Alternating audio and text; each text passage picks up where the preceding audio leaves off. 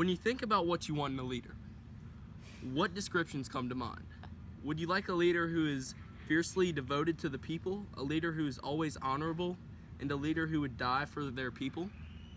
Marcus Brutus can promise that I will fulfill all of these characteristics and more. Therefore, I believe that I am a fit to be the new leader of Rome.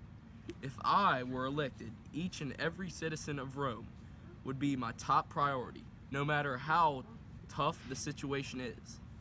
I will always make sure to put my best foot forward and deal with it in an honest and respectful way. Ever since I could think, every decision I've had to make has been done so with the people in mind. If there is a decision that will hurt me but benefit the people, it is a guarantee that I will make it happen. Even if I am internally facing a conflict, I will never let that get in the way of my ruling. For example, when I tragically lost my only sister Portia, I did not let that affect my leadership. While it is very tough to deal with the loss of a loved one, which many of you know, I was able to keep a level head and carry on. I will keep up the same level-headedness while ruling Rome. I believe that with my emotional intelligence, tact, and my prioritizing of the people, I am fit to be elected to rule this beautiful city that we all know and love. As I have just stated, the people are my top priority, and I wanted the absolute best for all of them. Therefore, it physically pains me to imagine the people in trouble and danger.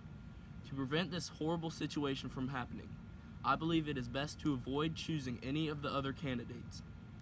While I have the utmost respect for all these candidates, I do not believe that they are good options to rule Rome in a professional sense.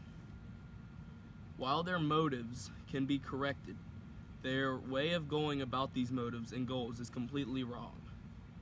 My opponent, Mark Antony, for instance, has an inconsistent and untrustworthy method of going about things. This man is very likely to cause Rome to have a downfall.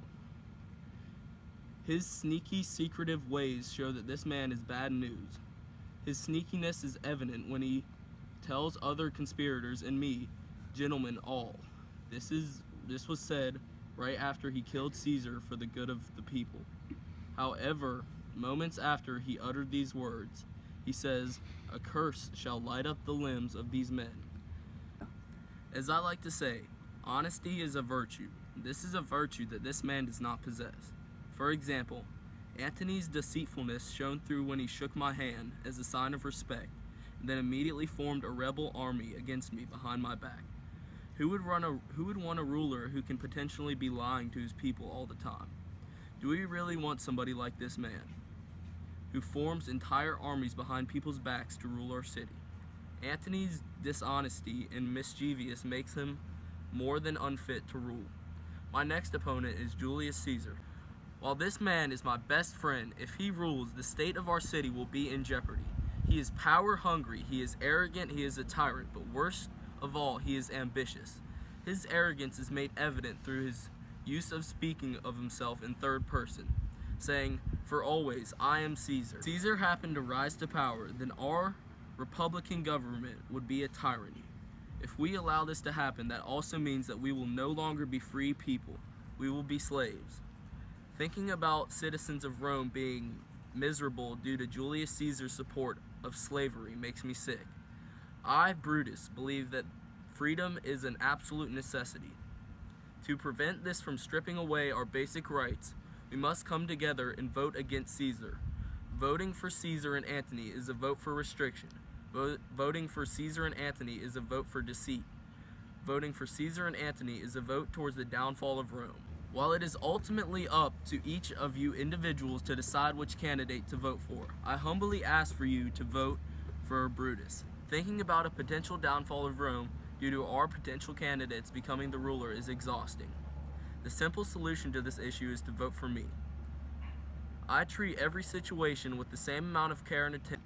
No matter is too frivolous to be taken care of. When Cassius was upset with me, he felt as if I was giving him the cold shoulder. I did not act impulsively and get angry at him for accusing me of being cold. Instead, I tried to understand his perspective on the situation and react as respectful yet honest as possible. I do this by saying to him, "What you have said, I will consider. What you have to say, I will with patient hear and find time both meet and hear and answer such high things. My approach to solving issues this way does not stop there. I will approach every situation with that mindset. Thank you all for listening to me give this speech. I hope that each and every one of you is satisfied with the decision you have made regarding who you would like to vote for, whether it be me or not. That being said, I believe that I can make a promising and stable future for everybody. A vote for me, Marcus Brutus, is a vote for liberty, justice, and peace. A vote for me is a vote for us. I am Marcus Brutus and I approve this message.